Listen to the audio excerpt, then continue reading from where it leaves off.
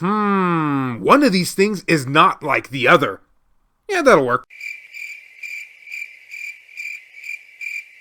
I mean, that phrase fits with the theme, right? Not really. Greetings, fellow Vita fans. This is James with PSVita at 2 a.m. coming at you once again with another exciting video. And if you're new here and love everything PlayStation Vita, don't forget to subscribe. Today, we're going to be talking all about copycat games. And I don't mean that in a bad way. The following games I'm about to talk about obviously got their inspirations from other popular franchises in gaming to make their own games, some of which have gone on to be franchises themselves. You could even think of these as spiritual successors, as it were. Which, come to think of it, does that mean that this channel is a carbon copy of the old Vita Boys channel? I've always wondered. Anyway, here goes the first game on this list. So some of you out there might remember a little game back in the day called Ghouls and Ghosts, and the emotional trauma of trying to beat it. Heck, some of you who are even younger might recall it being a PSP title, which I talked about not too long ago, and the emotional stress of trying to beat that one. But not as bad. You play as Arthur, and it's up to you to save Princess Prim Prim in a 2D platformer game that is tough as nails. I did mention the fact that this game gave me emotional stress, right? Taking place in medieval times and being able to get power-ups and the like. The game was known for its difficulty. But what if I was to tell you all that we actually did get a spiritual successor on the Vita?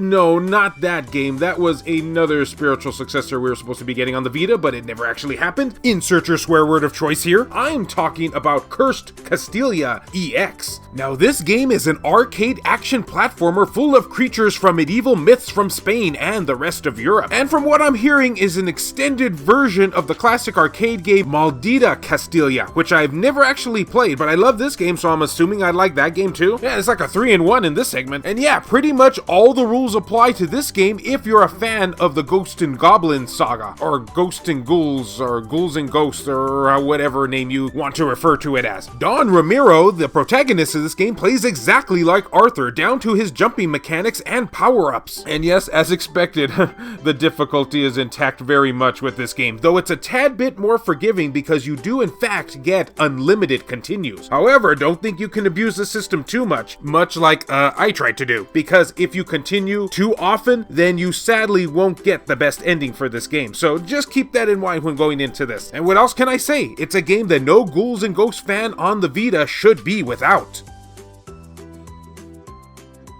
For those of you who were big into the PS1 and PS2 era of gaming, you might remember a little niche series out there called Tenchu. Essentially, you played as a ninja and it was up to you to do various assignments, which most of the time boiled down to you assassinating someone from the empire or dynasty of where you happen to be at. It was violent, it was brutal, we all loved it. It was a fun series. Sure, it had its flaws, but it was still a joy to play, and back then it was a breath of fresh air because there wasn't a whole lot of games like this back then. Well, the Vita got its own version of this game, but you know, this is a copycat segment, so it's not called Tenchu. Boy, would that ever be a copyright nightmare. This game is called Shinibido 2, Revenge of Zen. This game features ninja stealth gameplay for the PS Vita, featuring a dynamic storyline, open world gameplay, and a variety of deadly ninja skills and finishing moves. Not as over the top as Mortal Kombat's, but I digress. There are a variety of missions, of course, which are available exclusively to you, including assassination, theft, and rescue. Basically a typical Saturday night. So yeah, it's Tenchu without it being Tenchu. Even down to them recycling the same enemies over and over.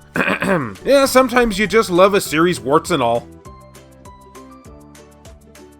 Now, some of you out there may have heard of a very obscure series called Metal Gear Solid. Never heard of it. Nah, who am I kidding? Everyone's heard of that. I have some fond memories of playing this back in the PS1 era back in the day. Never had a chance to play the original NES version, but as far as the PS1 game went, I really loved it. And while yes, it is true, I know what everyone's thinking at this point. Hey, James, we did get a Metal Gear Solid on the PS Vita. It was a collection and everything, which yes, is very true, but we also got another Metal Gear spiritual successor, if you want to call it that, very late in the Vita's lifespan, called Unmetal. And I'm still confused by that title here. Are they calling it Unmetal because it's not Metal Gear Solid, so it's Unmetal Gear Solid, or there has to be some sort of play on with that. But either way, oh man, is this ever a perfect homage to the series. And it's not like Konami's doing anything with it these days. Honestly, aside from it just being 2D, much like the original one was, you would swear that you were playing a 100% authentic Metal Gear Solid game with this. this, down to its presentation and long cutscenes. Well, okay, maybe they aren't as long as Metal Gear Solids are, but they are very frequent. For better or worse, you play the role of Jesse Fox, who is definitely not an elite commando, and who is definitely not Snake, knock on wood, under arrest for a crime he didn't commit, and must escape a covert military base using his wits and fists, along with a good amount of stealth action going on here. Wait, can stealth really be considered action? And humor too, because oh man, does this game ever capture the heart of Metal Gear Solid's humor in spades. Along with the game being fully voice acted, which I did not expect when I first played this. So guys, I cannot recommend this game enough. If you're a Metal Gear Solid fan, you owe it to yourself to play this. Only problem is, unfortunately, at least as far as the Vita is concerned, this game is available only as a physical copy.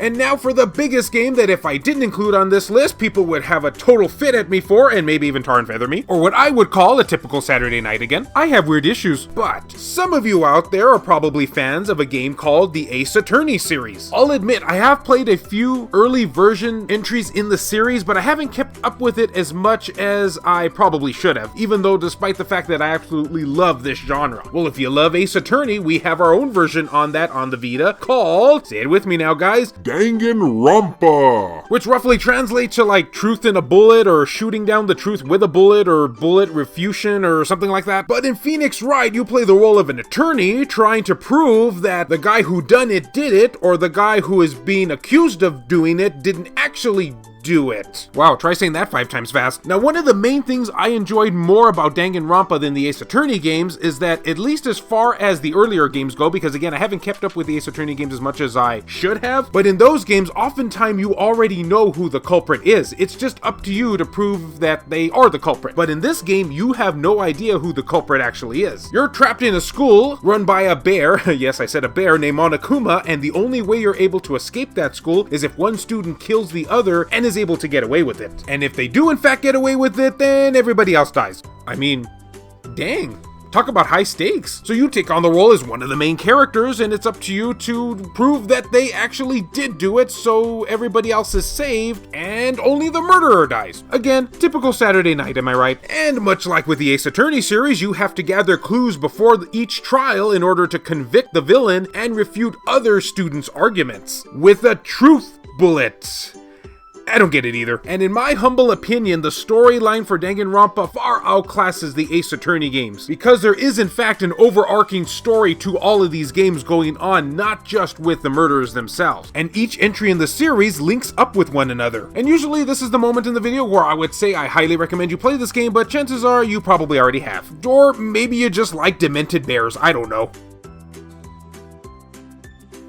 Now those were some epic games, but I would love to know, guys, what games that play like others do you recommend others check out? And hey, maybe you'll see one of your suggestions in a future video. Please let me know down in the comment section, and thus that will conclude this segment for today. And as always, fellow Vita fans, thank you so much for taking the time out of your day to watch this video. It really means a lot to me. Love you all, and I'll see you next time.